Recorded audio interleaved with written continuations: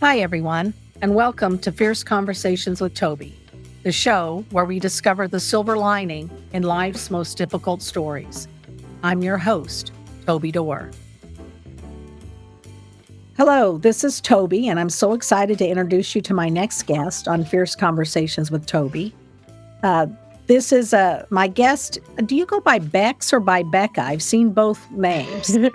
um, I Becca or Bex, those are my two Okay. chosen names. Okay. Well, I'm going to use Bex if you don't care, because I think I that's like pretty it. unique, and I like unique names. So this is Bex Gunn, and she considers herself a nomad. She says she's lived in 8 different states and seems to be able to find herself at home in just about any social circle. Music, tattooing, and poetry are the hobbies she's most passionate about. But even more so than that, she's determined to help people through the human experience with love and kindness. And I think that's just beautiful. Uh, so before we get started, we're going to start with an easy question. What's your favorite color, and what do you think that says about you? Periwinkle. Um, Periwinkle. I love when people get really specific on their color. Not just blue or green or purple. It's periwinkle. So I love that. I feel like when it's the color of my heart. Like it Ah, just when I look at that color, I feel really complete and calm and peaceful and like warm and full in my heart chakra. I love that. I just love that.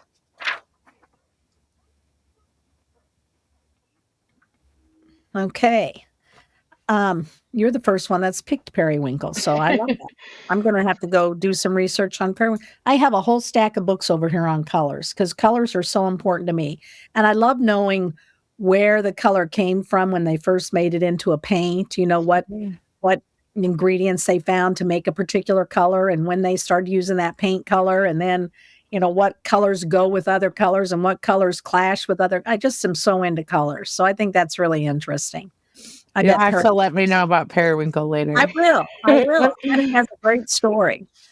Okay, so let's start out, by telling us what's the hardest decision you've ever had to make?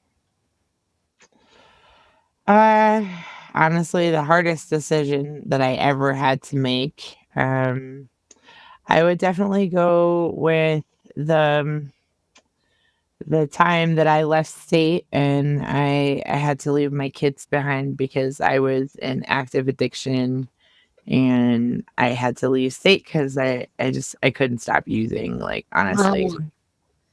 Um, so you had to leave your kids behind in order Uh, to save yourself, which yeah. really saves your kids in the long run. Yeah. But there's some tough choices involved in that. There's some really tough choices. And I think you mentioned to me that the anniversary of your recovery's soon. Yeah. Um, Tell us a little bit about what recovery's been like for you. Um, I mean, honestly, at the very beginning, methadone saved my life. Wow. There's a huge stigma behind methadone, and I think that that's genuinely disappointing because it, if it's used correctly, it can definitely be a tool. But also, after like during in treatment, like when you're in treatment with methadone, you have to have counseling. And I Mhm. started making the decision to like have counseling once a week. And then it got to where a whole bunch of stuff changed at my clinic. And I started growing mushrooms, like psilocybin mushrooms. Ah, And I started microdosing and I started noticing I didn't need the methadone as much anymore. mhm. And I quit taking it, and because I knew I was gonna lose the counseling. When you quit taking methadone, they give you 1 month of counseling and then no more. So, I went straight away and got an actual, like, psychiatrist, and I Uh-huh. participated in weekly therapy with them, and now I stopped methadone in August of 2022. And I mean, I stopped use of, like, illicit drugs April 6th of 2018 or Oh, wow. 2018. 2018. So this is Yeah. 2024. So 6 years. Mhm. That's excellent. That's really, impressive. That's such a hard path to travel and so many opportunities to relapse and start over. And yeah, that's a tough, tough journey. So, what's a significant event in your life that knocked you down and how did you pick yourself up? Well, honestly, last year, um, I had last year, at the very beginning of the year, I made an intention board and I started doing some self-care and um I was um I'm kind of going through like we're separated now, but at the time, he's still my husband. But we're in a different place now. He was drinking a lot and things just didn't go great and I was trying to work on myself and the more I started to work on myself, the more things started to deteriorate between us. And I think it was because it's hard when you're still kind of in what you're in active addiction and the other person with you is not doing that and they're just that's how you stop addiction anyway is through self-love and community and things like that. Mhm. But Yeah. sorry, that answer was kind of No, scattered, but that's good. I think that's it's important that you surround yourself with people who support the journey you're on. And when you have someone, especially someone that you love, that can't do that, it's so easy to be drawn back into it. So you really have to find a way to make a change, and that's one of the things that I work with in my some of my projects is women coming out of prison and one of the first things they need to do, you can't go back to where you lived before where you got in trouble. You've got to make a change. You've got to put yourself in a different environment. You've got to, if you want to be different, you have to live different and you have to live in a different space. And that's the hardest thing to do because we all want to cling to what's familiar and what we're comfortable with and what we love. So that was right. one of the things that makes change so hard. Yeah, and that's super true. And it I find it interesting, what you said, because when we are surrounding ourselves with, that type of energetic vibration, it's you just attract more of that type Mhm, of behavior. But when you are in active addiction and you try to get away, this is kind of where my mission with the criminal justice system comes in mhm, is because sometimes when you gotta leave state because you can't stop using, mhm. you might be on probation and they want you to wait 75 days here in Colorado to commute your probation to another state. Oh, And that's kinda what happened to mhm. me was I just dipped. And so this is the part where you said something knocked me down, I guess. This may be a better example because I got arrested in 2018 for having drugs on me. I was trying to I was trying to shoot up drugs in the bathroom at Target here, Oh, and somebody, told the manager and they called the police, and I went to jail for 18 days. I got out, I started using again right away, and then I got on methadone, but I was still occasionally using, and mhm. the judge put me on probation. I just left. I was like, I can't do this anymore." So, it took me 6 years to be able to afford to hire a lawyer. I made too much money for a public defender, but didn't have But enough not money enough for a to lawyer. afford a lawyer because that's it's a Exactly. big expense.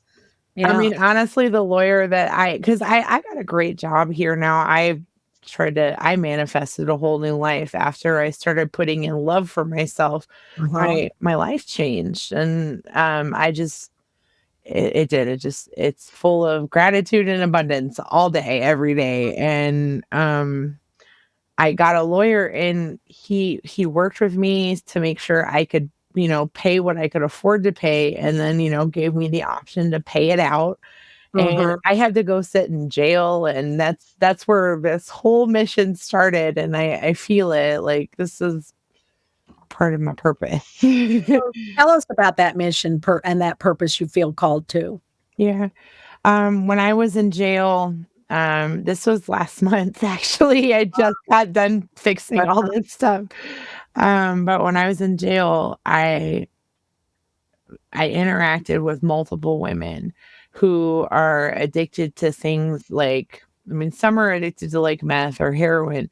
But here in Colorado Springs, the blues are huge here. That's blues, blues, blues. That's all I heard in jail was blues. And I was like, what are blues? And it's they're fake oxycodones that they're pressing with fentanyl and this other drug that has a Z sound at the beginning that I can't remember the name of ever, and it's even more addictive than Mm. the fentanyl is. And I was interacting with these women and talking to them, and they were like, "How did you get off drugs?" And I was like, "Well, I therapy."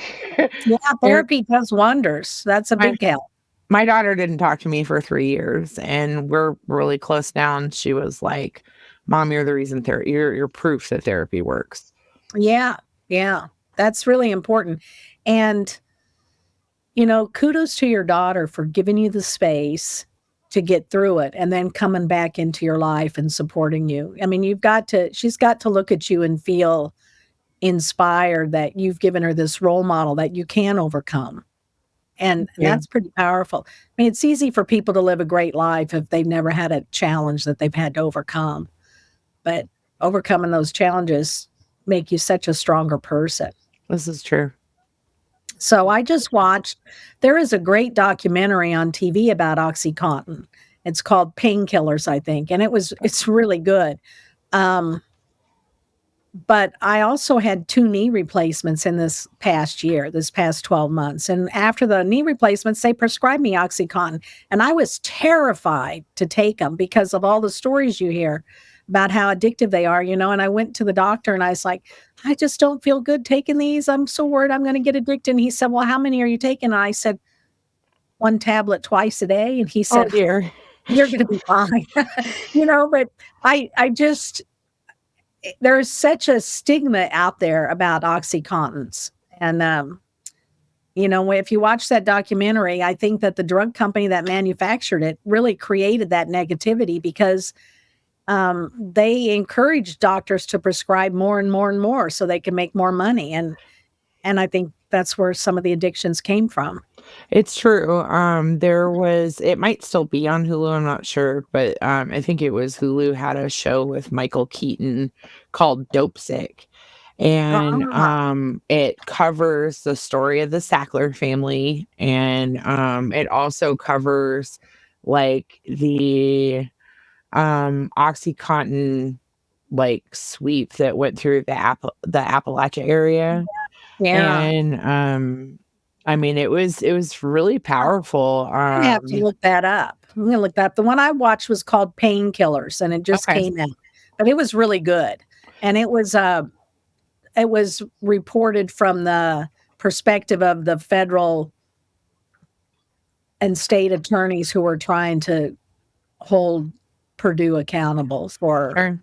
misuse of the drug. It's really good, but it certainly is a problem in our culture, in our communities now. And I think, I spent 27 months in prison, and I have to think, I'd say probably like 90% of the women I was in prison with were there because of something related to drugs. Drugs got them into prostitution or drugs got them into stealing credit cards but drugs were at the root of it all. And it's so difficult to break yourself away from that. So kudos to you for getting through that journey and staying on it. Thanks. So I think that's awesome. I think honestly the therapy is what helped, and the reason I think that is because I know everybody that I know that has a form of addiction has an underlying mental illness that's not being treated. Mhm. And I think that's where we're failing as a society, is because we're looking at mental illness and addiction as two separate things, Yes. and we Mhm. shouldn't be doing that. Mental illness absolutely It's is just a contributing intertwined factor, with the but drug yeah. addictions. Yeah. Yeah, I think that's a really good point. And I know that you said, you had a mission to speak out about some injustices that you found in the justice system. So what are some of those? I really do feel like people who are incarcerated need better access to mental health services, Mhm. period.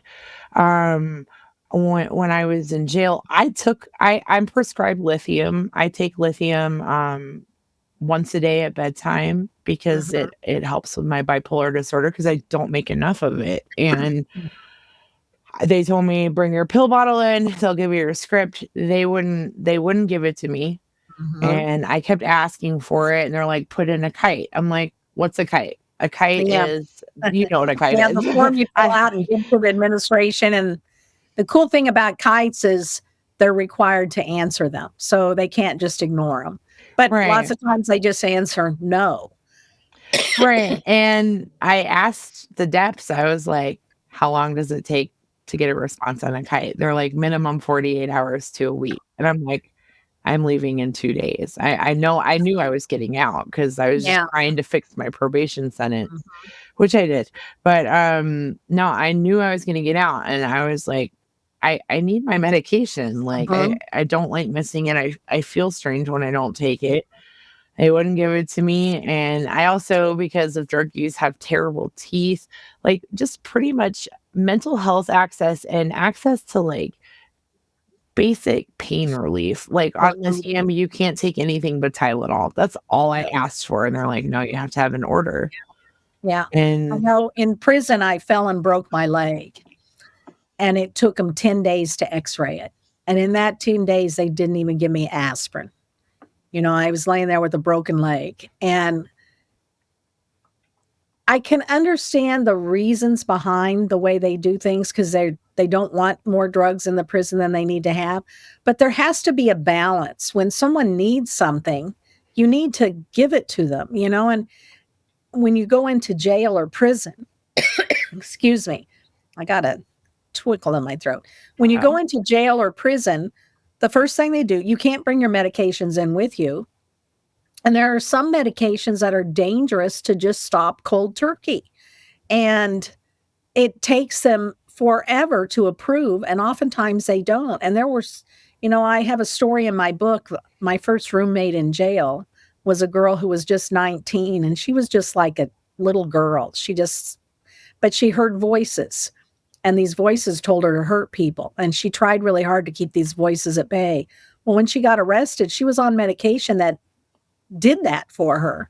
And by the time I was her roommate, she had been in jail for 2 or 3 months and had been off those medications. And she kept asking for them mm, and asking for them, and they wouldn't give them to her because they're expensive.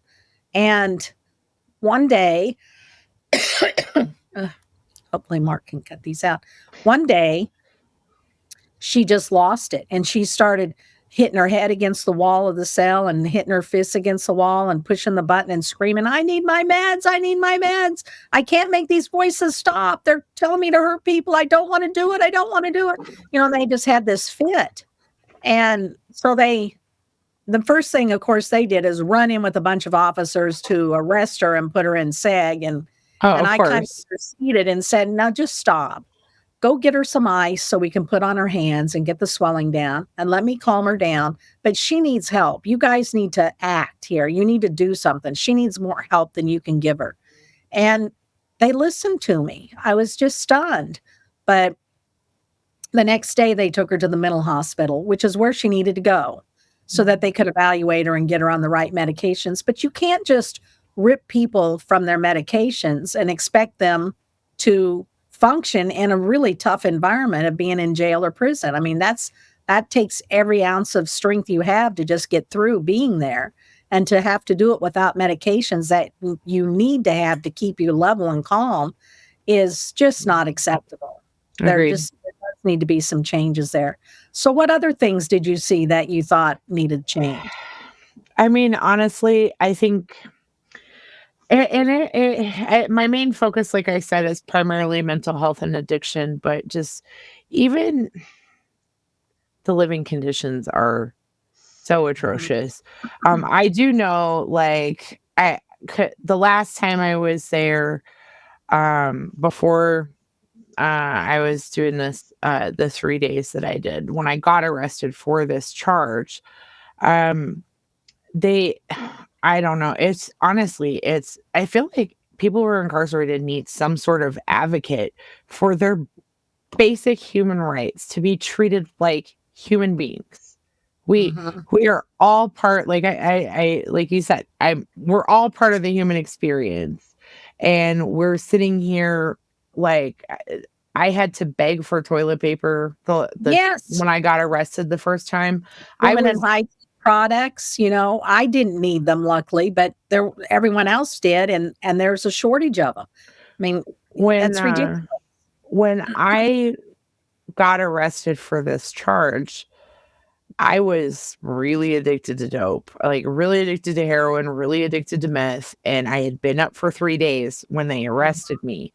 I woke up because I was hysterical. They took me to the hospital. The hospital gave me Xanax, which I don't take, but I had a prescription for, but I just never took it because I hated it. But they gave me Xanax, and then I woke up dope sick.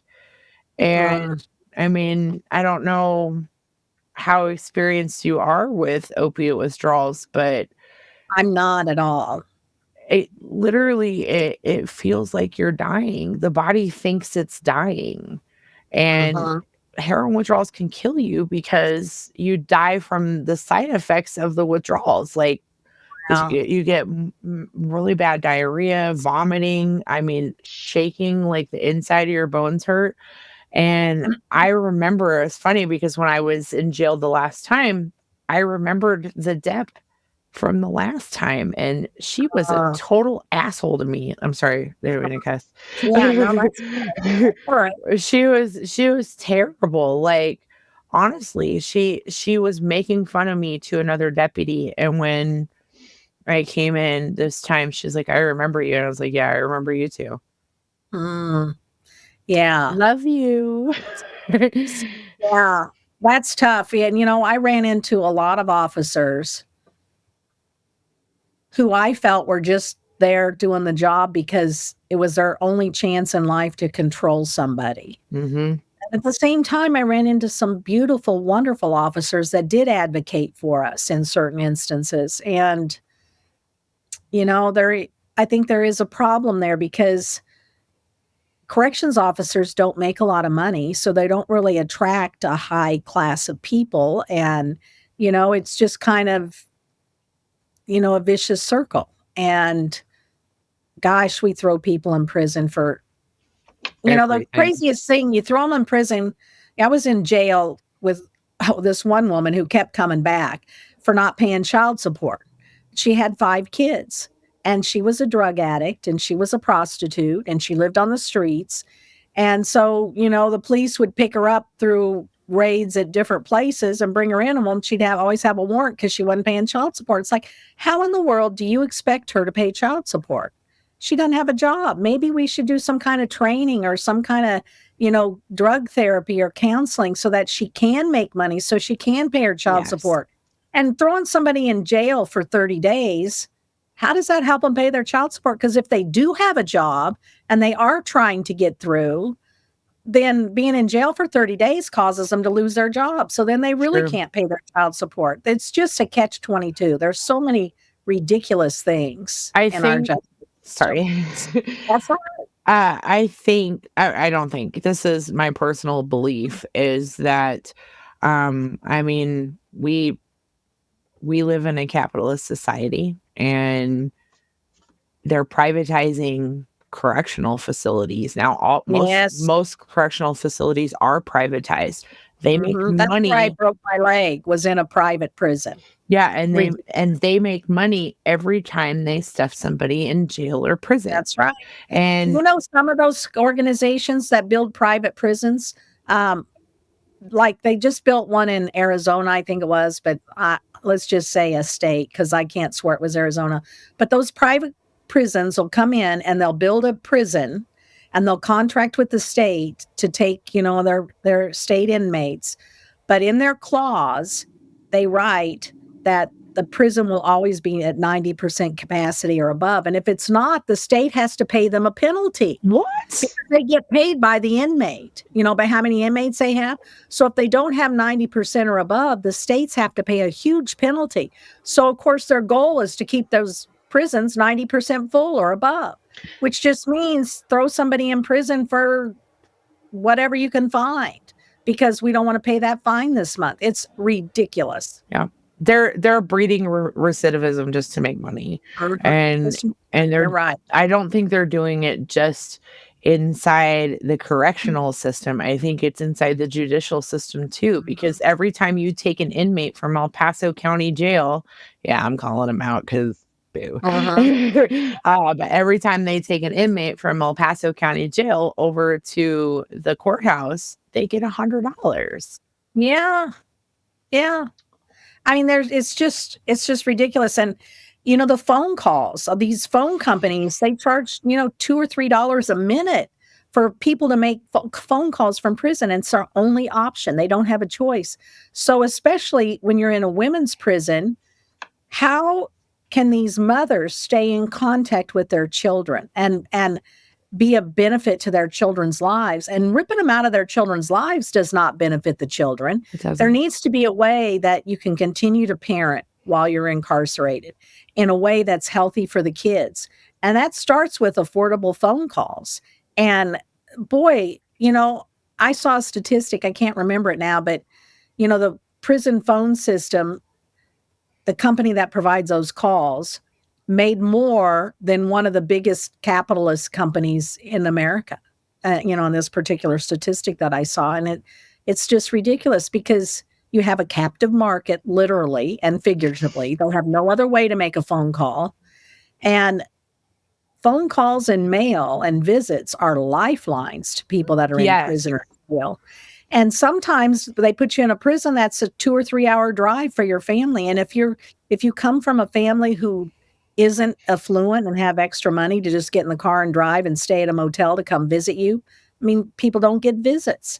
And that increases recidivism because they don't have an incentive to change while they're in prison if they don't have contact with the people who love them. It's just such a vicious circle. There's so many things little things and huge things, but a billion little things that can make a difference. It's true. A billion little things add up to one giant problem. Yeah. Like a huge problem. Like I can't. It makes me so frustrated.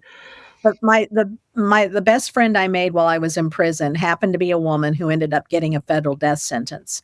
And they did execute her in January of 2021. And it was just a horrific experience to go through.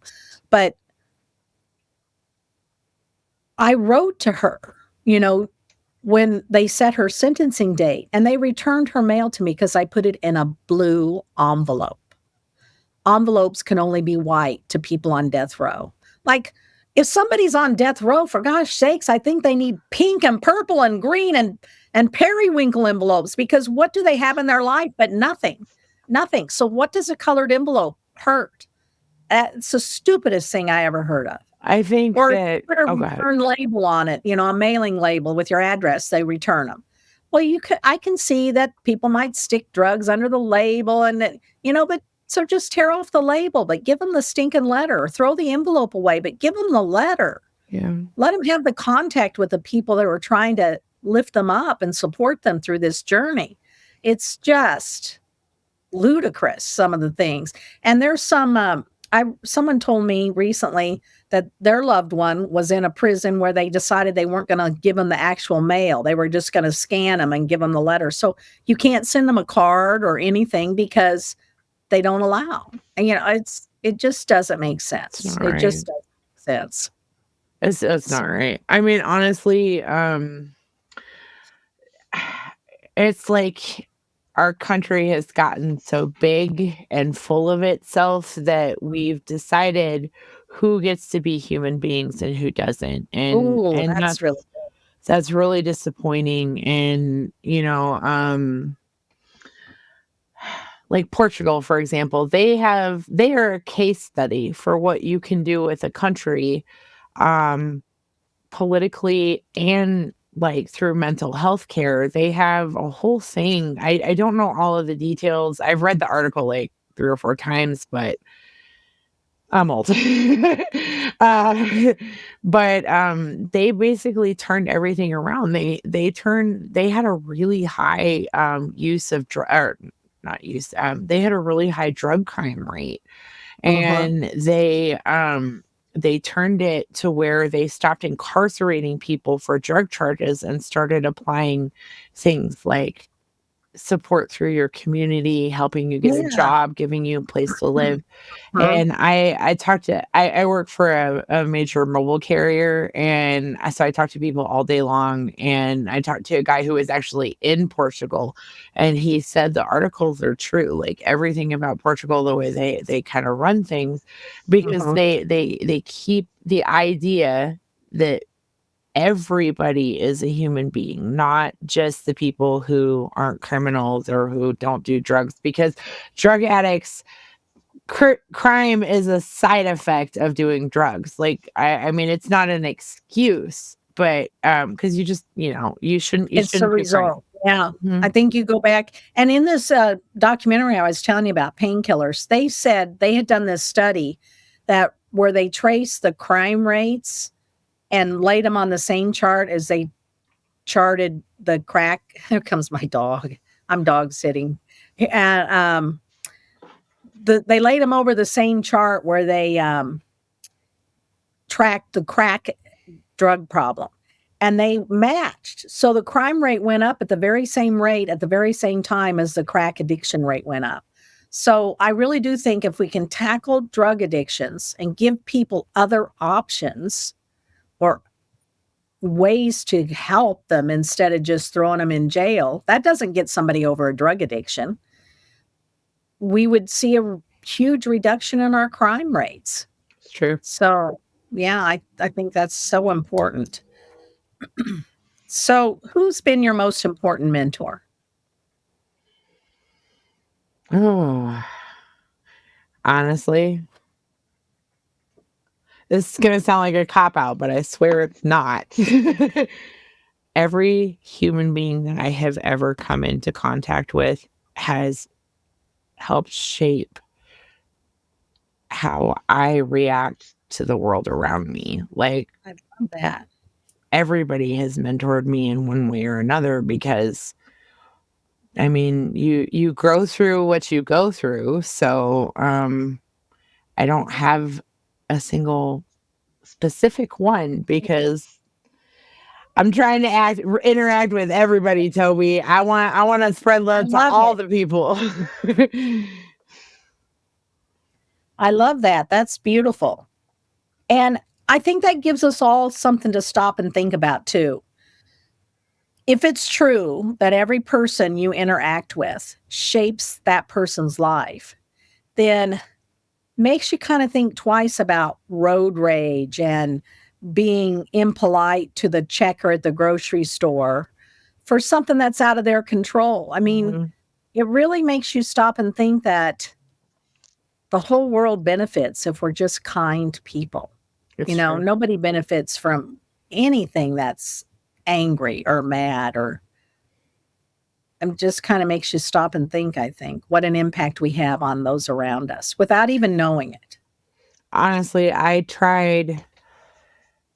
made a decision at the beginning of the year to make sure that all the people that I personally interact with know that I love them and care about them. No, I'm not perfect.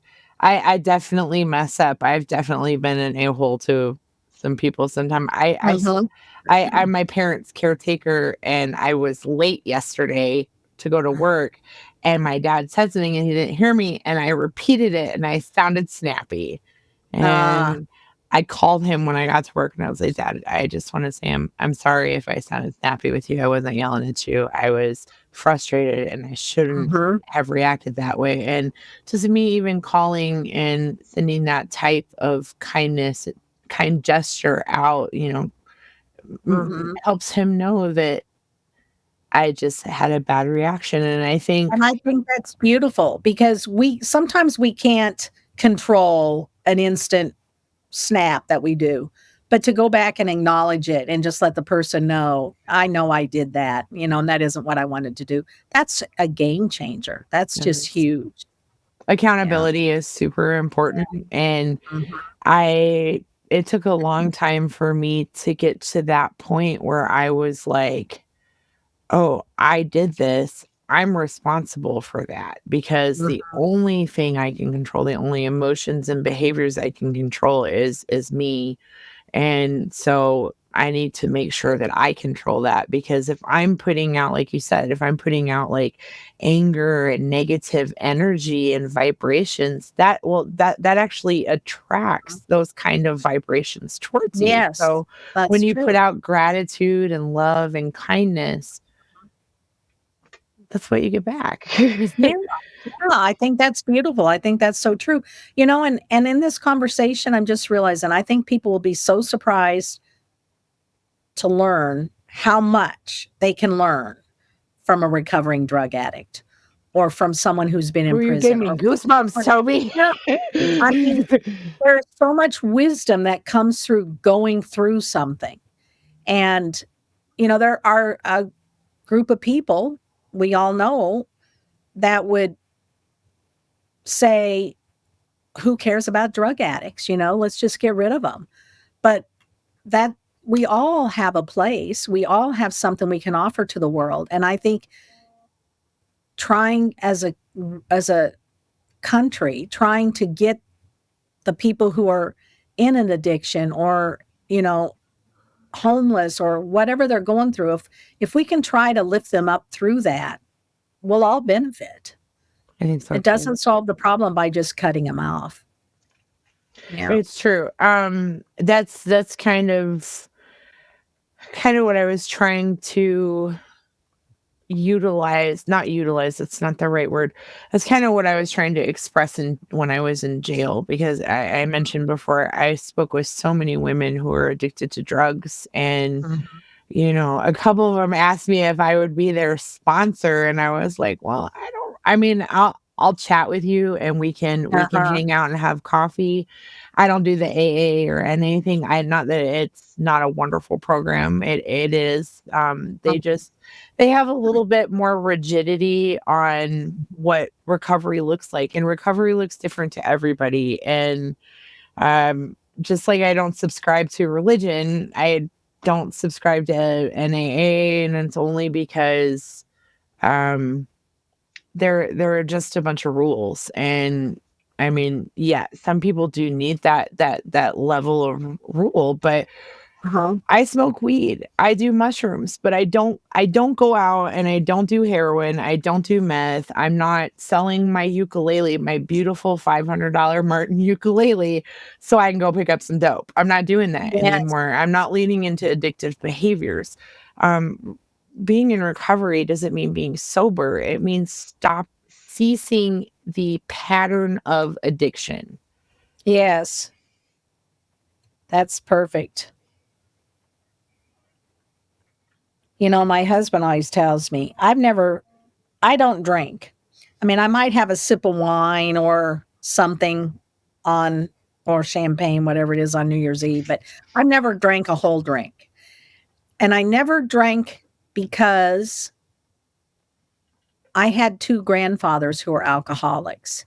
And in high school, I had this feeling that if I started drinking, I would be an alcoholic too. So I just never did. Okay. And so I never developed a taste for it. So even now, I'll take a sip of something, but it really doesn't taste good. I don't like it. So I just don't drink. And my husband tells me, Toby, you're an alcoholic.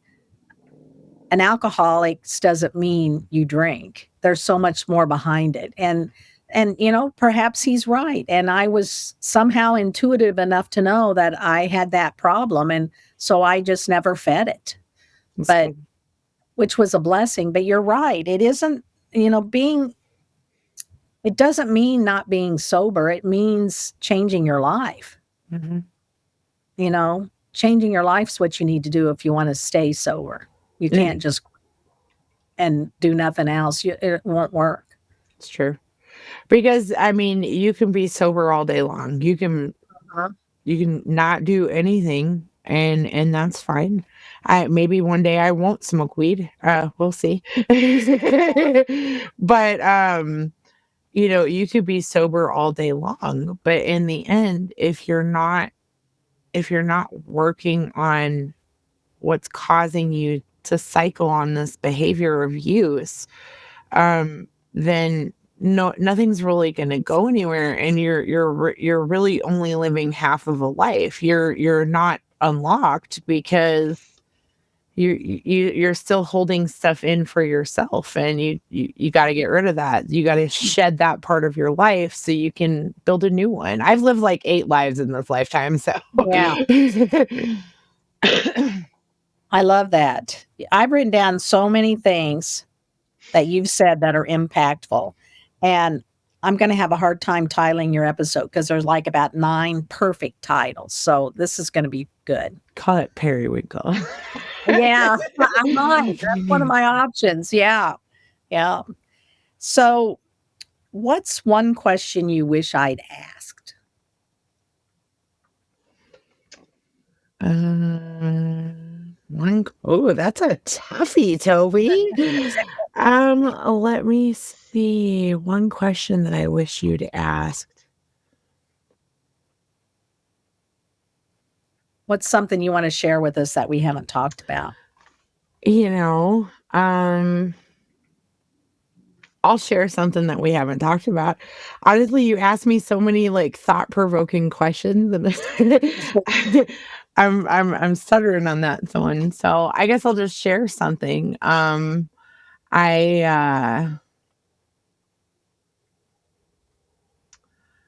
think that no, you know what? Instead, would it be okay if I read a quick little poem to you? It would be beautiful if you read a Okay. poem. Yes. Sweet. I wrote this in jail.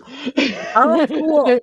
Oh, I have a book I released that's poems from prison, and they're all from my prison journals. Oh, So nice. I love that. I can't wait to hear it. All right. So this is just one. It's not the this is my choice one. The choices we make follow us round, but results ne'er well received. When humility finds not your heart, the mind will be deceived. When we hold accountable things that are less than good, then we have been anew reformed and living as we should. Oh, that's beautiful. I love it. I love poetry so much because the power of poetry are the words you don't use. It's the spaces between the words where people can fill in the blanks. And I love that. That was beautiful. Thank you for sharing. Sure. Love that. So, is there a question you'd like to ask me? Let's see. I would love to know what your favorite book that you've written is. My favorite book that I've read or written? Both. Give me both. So, I have a lot of, I read. I mean, I read 3 or 4 books a week or maybe Nice. more sometimes. So, when I was in the process of feeling I needed to write a memoir to help other women rebuild their lives, I drew inspiration from Jeanette Walls, who wrote The Glass Castle, Mhm. and from Cheryl Strayed, who wrote Wild. And I love those 2 books because they were stories that the author could have not told because it, didn't paint them in a great light. Sure. It painted them in a difficult life. And they told them anyway. And the power of that story was talking about the difficult things. And so I love those 2 books for that reason. And, I have a lot of books that are favorite stories, but those 2 books are the ones that really influenced me and impacted me. All right. Yeah. I'd like to read Wild. I've never read that book. It's really good. Yeah, Okay. you'll like it. I'm It's gonna really write that good. down. Yeah. Yeah, it's really good. She had a drug addiction too, I think, as I remember, and she her mother died of cancer that she wasn't prepared for. And Mhm. so she decided to walk the Pacific Coast Trail by herself Cool. so that she could find herself. Mm, And it's a powerful and beautiful book. So I love it. Yeah, that's you really would really fun. like it. I'll check it Yeah. out. Okay. I think that's pretty cool. So what's one word that inspires you? Mm.